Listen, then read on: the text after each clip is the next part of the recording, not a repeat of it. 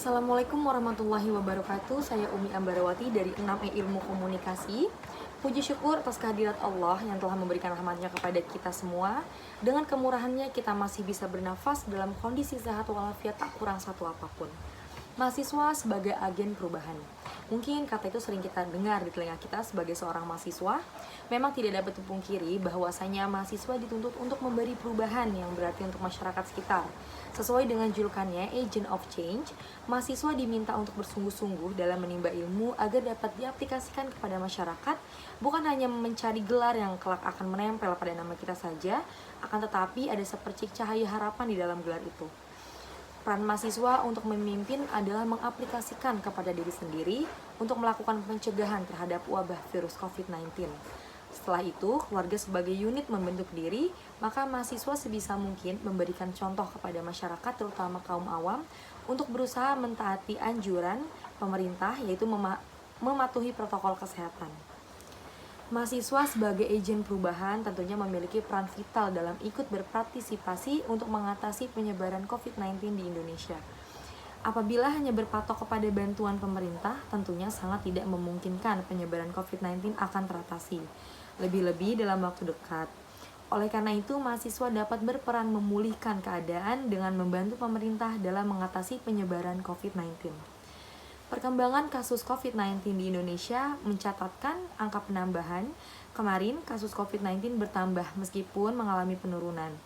Berdasarkan data Satuan Tugas Penanganan COVID-19, kasus bertambah sebanyak 246 orang, turun dari hari sebelumnya 315 orang, sehingga total kasus konfirmasi mencapai 6.053.670 orang. Secara garis besar, kasus COVID-19 memang sudah mengalami perbaikan. Pemerintah pun sudah melakukan sejumlah pelonggaran kebijakan, salah satunya kewajiban menggunakan masker di luar ruangan. Catatan pemerintah, jumlah Jawa, Bali, dan luar Jawa, Bali yang berstatus level 1 bertambah. Khusus Jawa, Bali bertambah dari semula 11 daerah menjadi 41 daerah. Sementara itu, untuk luar Jawa, Bali, wilayah level 1 naik dari 88 daerah menjadi 170 daerah. Wilayah Jabodetabek yang merupakan kawasan aglomerasi kini sudah berada di level 1. Setelah dalam beberapa bulan terakhir berstatus PPKM level 2, kini kegiatan perkantoran pun diperbolehkan menggelar WFH dengan kapasitas 100%. COVID-19 di Indonesia dewasa ini kian meladai. Pertambahan kasus dan angka kematian akibat virus corona ini juga semakin menurun setiap harinya. Fakta ini membuat Indonesia bersiap transisi dari pandemi menjadi endemi. Selanjutnya, bagaimana peran mahasiswa dalam menghadapi endemi COVID-19 dalam meningkatkan pengetahuan dan pengembangan diri agar menjadi generasi yang unggul? Masa pandemi sebelumnya tidak menghalangi mahasiswa untuk terus berkarya. Banyak sekali kegiatan bermanfaat untuk mengisi waktu luang. Salah satunya adalah membuat karya. Zaman yang semakin berkembang membuat mahasiswa dituntut untuk memiliki kemampuan lebih agar tidak tertinggal oleh lainnya. Membuat karya dapat menjadi solusi kita untuk menyampaikan aspirasi-aspirasi yang kita miliki di ruang publik, sehingga karya kita bisa dinikmati dan bermanfaat untuk semua orang. Selain itu, ada 5 peran yang dapat dilakukan oleh mahasiswa untuk meningkatkan pengetahuan dan pengembangan diri agar menjadi generasi yang unggul di masa endemik ini, transisi endemik. Yang pertama itu dengan meningkatkan literasi. Kalau kita lihat dari riset World Most Literate National Ranked yang dilakukan oleh Central Konstitusi State of University 2016 lalu, Indonesia menduduki peringkat ke-60 dari 61 negara. Padahal dari segi infrastruktur mendukung untuk membaca, peringkat Indonesia berada di atas negara-negara Eropa. Selain itu, kemudahan teknologi seperti buku online seharusnya bisa dimanfaatkan oleh anak muda untuk memulai membiasakan membaca. Karena dengan kita membaca, literasi atau buku-buku setiap hari bisa menambah wawasan ilmu dan merangsang kemampuan verbal serta kreativitas. Terus yang kedua ini, kita bisa terbuka dalam menerima berbagai pemikiran dan pengalaman baru. Apalagi setelah masa COVID ini, kita sudah bertransisi dari pandemi ke endemik, kita harus makin terbuka dengan dunia di luar sana. Dunia ini semakin dinamis, keterbukaan informasi juga membuat kita terpapar budaya dan pengalaman baru.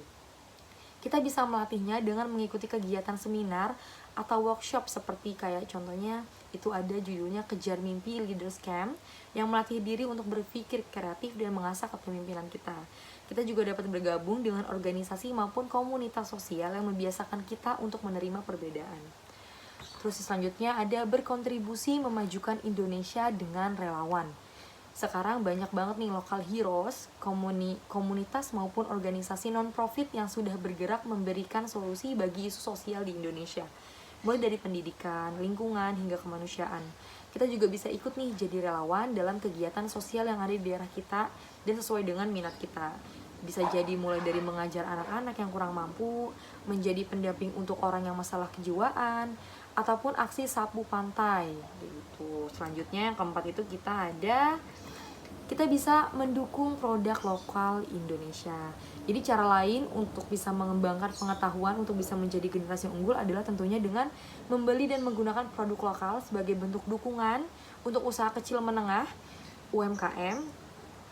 Para pengusaha produk lokal ini juga bagian dari roda perekonomian di Indonesia. Penggunaan produk lokal perlahan juga membantu mendongkrak nilai mata uang rupiah. Terus yang terakhir, kita bisa menjadi pengguna internet dan media sosial yang baik.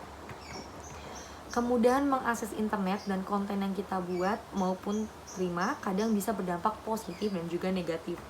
Kita sebagai generasi penerus harus bijak dalam memanfaatkan media sosial, mulai dari membuat konten, menyebarkan hingga menanggapi konten yang kita terima. Kita bisa memanfaatkan media sosial dan internet untuk berkarya atau tukar pikiran maupun informasi positif. Jangan sampai media sosial menjadi sarana untuk menjatuhkan satu sama lain atau menyebarkan informasi hoax. Intinya, kalau kita menggunakan secara positif, kita juga akan merasakan manfaat positifnya. Jadi itu 5 yang bisa mahasiswa lakukan untuk bantu mengembangkan kreativitas dalam diri supaya menjadi mahasiswa yang unggul dan juga membantu untuk kemajuan Indonesia gitu.